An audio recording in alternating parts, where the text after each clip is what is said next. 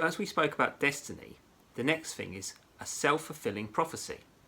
A self-fulfilling prophecy, get my P's right, do apologise, is a prediction that comes true at least in part as a result of a person's belief or expectation that said prediction would come true. This is the suggestions that people's beliefs influence their actions. Now, beliefs influencing your actions is one thing. Choices you make influence your actions is another. The principle behind this phenomenon of self-fulfilling prophecy is that people create consequences regarding people or events based on previous knowledge of the subject. So this is how you go to your destiny, or what your fulfillment is now, is your previous choices or your previous experience makes the choices you do in the future. So a self-fulfilling prophecy is that sometimes some people can meet, and you can go to a reader or you can go to someone and they will say, if you do this, this is what will turn out. Your parents will make this decision, your families will make this decision, your teachers will make this decision, and so forth. So the attitude is, if you decide you don't want to work hard, then you will not be able to achieve what you want to do in a job or a career or a life. But that is not always necessary, and it's not always correct either. So self-fulfilling prophecy is sometimes you can have your own self-fulfilling prophecy, is that when you decide at one time through a decision or a random stroke of luck or divine intervention that you know you want to do something in your life.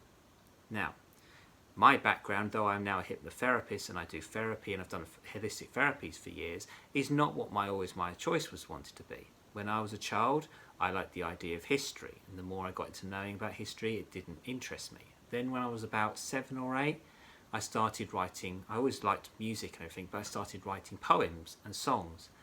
And then from about the age of about 8 or 9, I decided I always wanted to be a songwriter. I always wanted to, not be a performer, a songwriter, someone who could write songs, and I believed that the idea of music was a message which could change people for the good.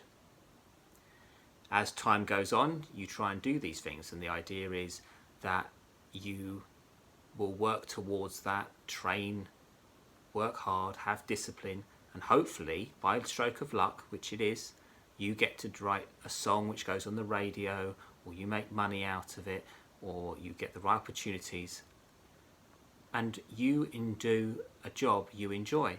That's what actually most people want to do. Most people want to do a job they enjoy, that they wake up in the morning and they want to go to work. How many people actually do this though? Not many. And why is this? Well, self-fulfilling prophecy and destiny can also be shaped by the conditioning you're under.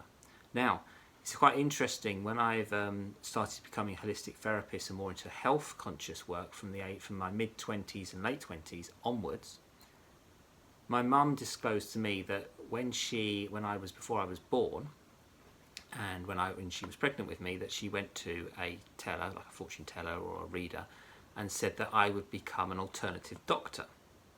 So as I was growing up, my mum always thought I'd be into science and medicine, and all the while I was interested in arts and music and things like that.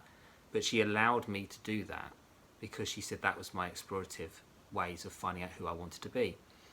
And although I've now become a holistic therapist and a hypnotherapist, I am so glad I had the opportunity to try different things and learn about different things and do songwriting and do poetry and do writing and learn a skill, because the way my brain works, it has actually helped me become a better therapist.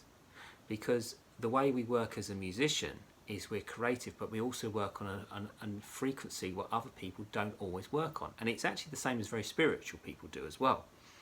So due to that, the self-fulfilling prophecy of myself was that I always believed I wanted to be a musician and be able to be great. But another thing as well is also within that, there was always a thing of solving people's problems. And from a child, I was always that person who people could come to talk to, and I'd be able to solve their problems. I never thought anything about it. I just thought that was something I could do, and most people could do it. As you get older, you start finding out that actually most people can't do it as well as you expect. In fact, most people struggle with their problems. Hence, we have people who go to readers, they go to therapists. So self-fulfilling prophecy is also, as much as it can tell you what people can predict who you want to be or you're going to be that, you can always change. And you always change that by choice.